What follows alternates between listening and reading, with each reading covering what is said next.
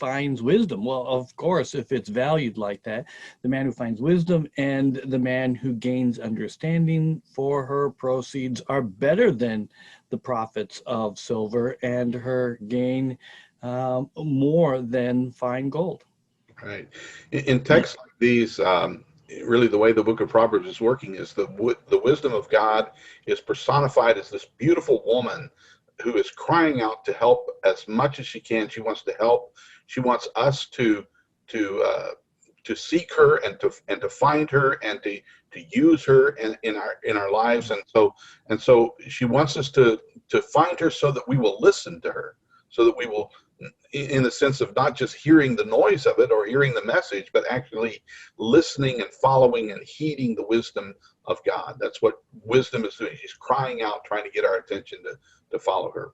Yeah, really, really powerful, and makes it, in some ways, kind of easier to listen to, as she is sometimes even pleading for us to listen, and frustrated, even wondering why people aren't listening, and preferring things that aren't wise, that are foolishness, and that are damaging to their lives. We would really like to talk more about that today, and particularly from the perspective of using wisdom in our daily lives, because wisdom doesn't want us just to listen. Okay, we're going to sit through it or just read through it, and just so we can just check it off our list of daily Bible reading, but really wants us now to use it, use the wisdom of God in our daily lives. Right, that's for sure. And I think too many times we say we value God's wisdom, and maybe we even read it. Like you're saying, we might sit through and maybe read through the book of Proverbs or something like that, or other sections of Scripture that provide the wisdom of God for us. But we may even do that, and we may even do it a lot. But we don't really keep it in our minds. We don't make it somehow a part of who we are and how we think, so that it ultimately comes out in our daily life, and we don't use it in our daily life. God's wisdom, we believe, should be seen in what we do and what we don't do, in our everyday attitudes and choices and words and actions. It's supposed to be seen. It's supposed to be ingested in that way, so that it actually comes out in the way we act and obey.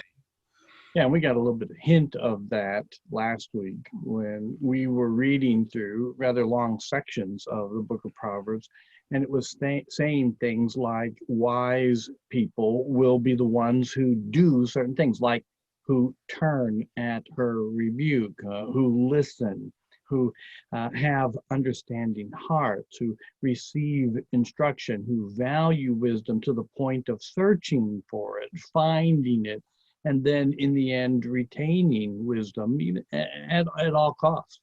Right. In the words of chapters 4 and verse 7, wisdom is the principal thing. And it's the principal thing specifically to people who truly want to know and serve the Lord. It's a very, very important. And I believe it. We probably all need to take some time to sort of do some real soul searching and some life searching, and to ask ourselves, is wisdom really the principal thing to me? Is it really the principal thing to me? And does it really show in our lives? Does it show in the way we live? That sounds in some ways like a pretty good New Year's resolution. Since we're just starting the new year, it's good to do that. And maybe we ought to say Happy New Year today, since it is the new year, since we last talked. The problem is that there are a lot of people who would say, yeah, I want to be wise, but it's not necessarily the wisdom of God that they're looking to. I want to be educated. I want to have knowledge, but it's not necessarily the knowledge, the education and learning of God that they are putting their emphasis on. And so they wind up with a worldly wisdom. And by worldly, I don't just mean sinful, but I mean that we know our history, know our mathematics, we know business principles and all these kind of things.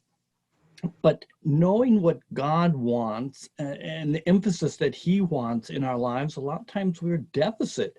And we wonder why it is when we're so educated that we are still struggling so much with what we would call true wisdom. And that's because the wisdom that we're talking about begins and ends with God and looking to God rather than self or others. In the 9th chapter of Proverbs in verse 10, the fear of the Lord is the beginning of wisdom, and the knowledge of the Holy One is understanding. You know, we've read one similar to this just last week. Some of you may remember, but when we want to talk about what wisdom looks like in everyday life in this lesson, we have to mention our approach to God. We have to humbly go to the source of wisdom for wisdom. And in every case, that has to ultimately be God. Right. The second chapter in verse 6 says that for the Lord gives wisdom, from his mouth comes knowledge and understanding. Please understand as we talk about this, we're not talking about the shrewd ways of worldly men who offer us, the wisdom of the world. And I will tell you, wisdom of the world, it sometimes works. Okay, it doesn't get things done the right way, but it gets things done sometimes. Sometimes in the worst ways possible. But we're not talking about that kind of wisdom. We're talking about God's wisdom. God is the one who is the source of the wisdom that we're talking about.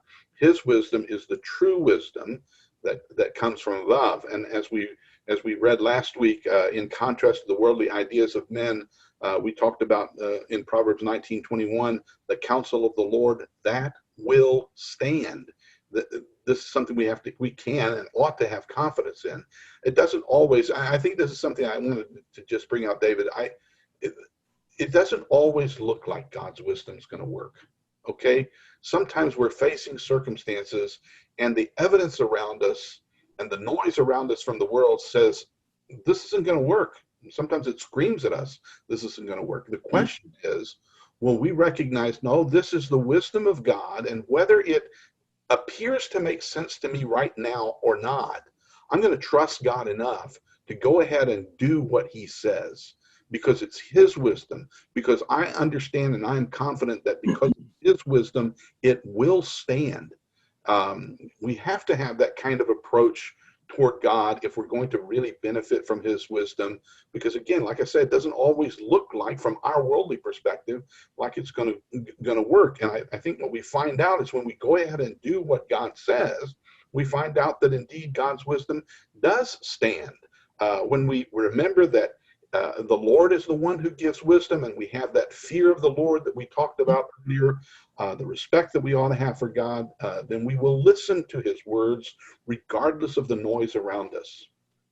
Rick, wouldn't you say that the test of whether or not we trust God's wisdom is just that, when, as you mentioned, it doesn't look like it's going to work?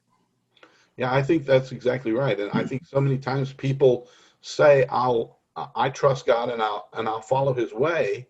And then suddenly, it comes to a thing, well, typically I know, Lord, most of the time your word works, but I just can't believe it's going to work this time. I'm going to have to do my own thing.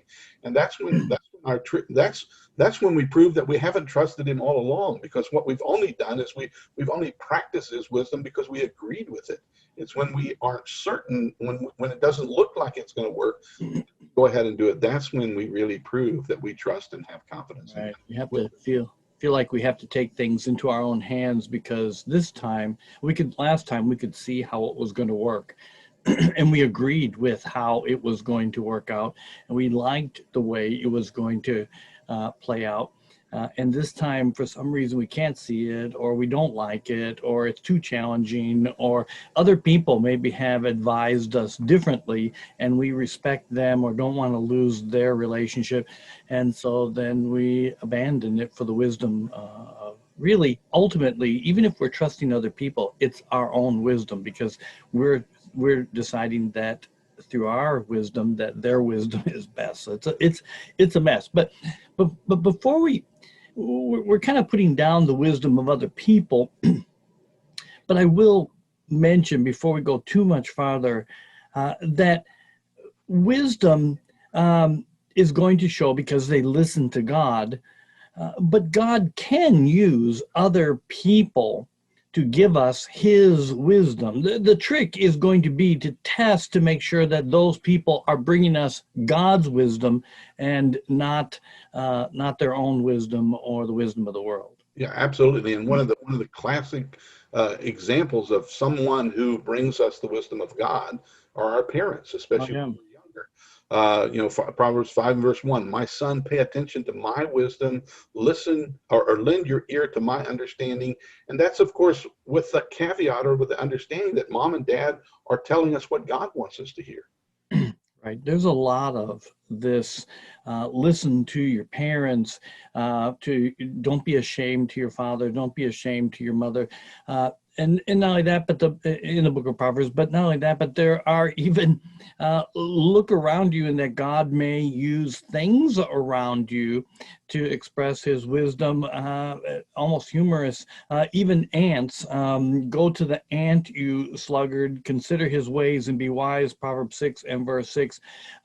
Can God use an ant to teach you some wisdom? Yes. There's a lot of things in the world that show God's wisdom and God's power. If we will open our eyes. Sometimes there have been people who have rejected the wisdom of God because they've just said, well, I'm only going to listen to the Bible. Yes, only listen to the Bible, but people can bring you an understanding of scriptures, and God can use those people to point out things in scripture. He can use even the world around you to influence you in that. So we want to make sure that we're being careful in who we're listening to, and make sure it's spiritually minded people. But we can learn from those people if they're bringing to us the wisdom of God. That's exactly right. And I think as we talk about our wisdom showing in our lives, one of the areas it's going to show is in who we hang around with. Mm. We're wise people. We're going to be people who hang around the right kind of people. Proverbs 13 verse 20 says, he who walks with wise men will be wise. You can get some good things from wise men. So he who walks with wise men will be wise, but the companion of fools will be destroyed. There's some people, if you walk with them, they don't have the wisdom of God, and they're not practicing the will of God, and we're going to end up being in trouble. But if we're wise people, we'll find men who follow the wisdom of God and hang around those kinds of people. That's right. We will choose. Whether we realize it or not, we are influenced by the people and things that we're around. And we will find joy and pleasure in those things that a lot of times other people are impressed with and enjoy and find pleasure in. And so we're going to immerse ourselves in an environment where people are loving the things that are good and things that are right, and that are studying the things that are good and right from God. We can take this a step farther in Proverbs chapter 10 and verse 23 that says, to do evil is like sport to a fool, but a man of understanding has wisdom. It's going to show in our lives, so even in the things that we enjoy. And we wind up seeing that evil and sin are fun to some people. And when we're that way, or we like to be around those kind of people, it will influence us in that direction. But when a person is of understanding, a person who has wisdom is going to see that those aren't the kind of things that I want to fill my heart and mind and life with. It'll also show, for example, David, in the way we talk and the things we talk about. This is you talk about how wisdom shows up in your life, in the people you hang with, and those kinds of. It shows up in the way we talk and the things we talk about. So Proverbs 10 and verse 21 says, "The lips of the righteous feed many, but fools die for lack of wisdom." Or in chapter 10 and verse 31, the mouth of the righteous brings forth wisdom, but the perverse tongue will be cut out.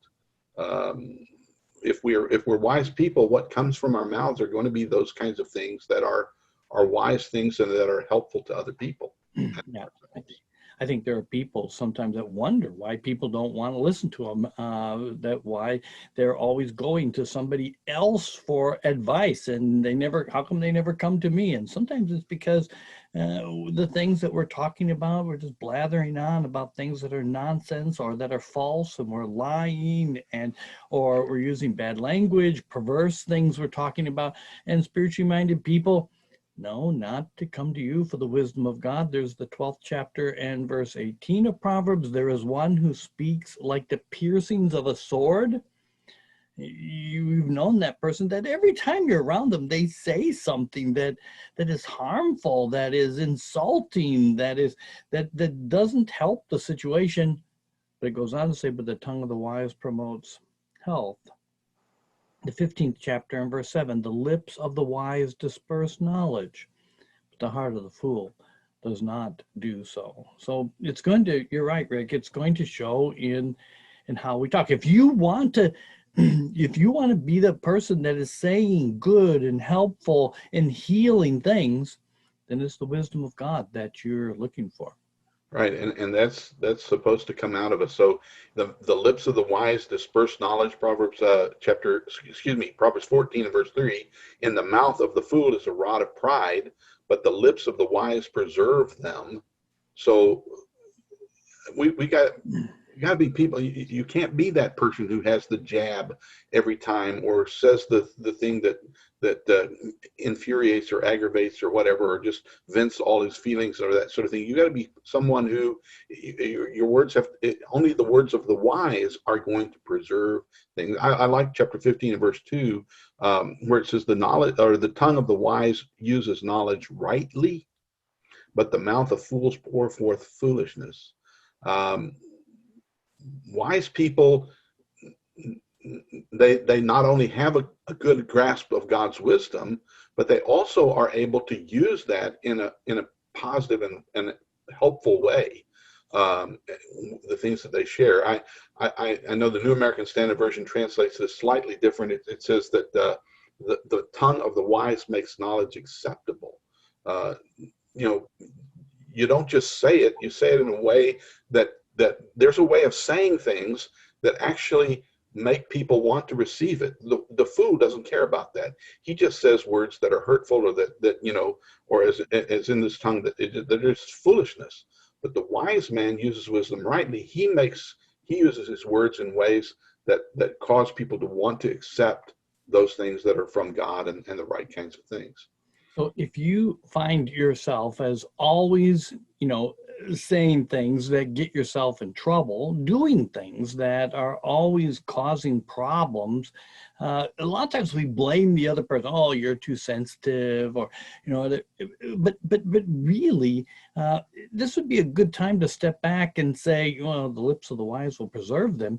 Instead of getting ourselves in trouble, the lips of the wise are helping us and saving us and restoring situations.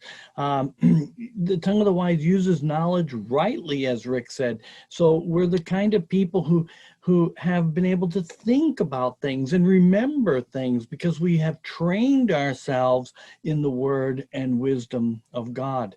And it's not just the things that we say this isn't talking about just spouting scripture, but this is about knowing when to say, as Rick said, how to say, because we have examined the scriptures and because we are now thinking about those things, not even when our Bibles aren't open.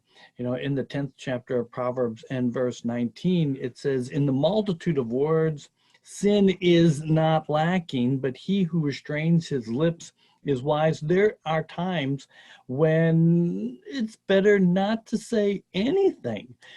On a quick tangent, I'm not suggesting that you be passive aggressive. So Right. I knew somebody who took this verse to, when somebody said something they didn't like, they just folded their arms and just turned away and went off. And it was actually saying something. They thought they were being wise by not saying something, but in reality, their actions were still speaking very loudly. But this is saying that sometimes we're just blathering on. Sometimes, as Rick said earlier, we just always have to be the one to say it, always have to be the one to express our opinion. Or maybe we're saying inappropriate things when we should have thought about what we're saying, how we're saying it. Sometimes we just need to restrain our lips. Restrain doesn't necessarily mean say nothing, but it means that we are thoughtful. We're intentional about the things that we're saying. We're sometimes, when we can't say the right thing, we're saying, let me think about that. Let me pray about that. Let me study about that. We restrain our lips rather than just talking and talking and talking. And because I'm talking and talking, Rick, I'll let you talk. I think you're absolutely right.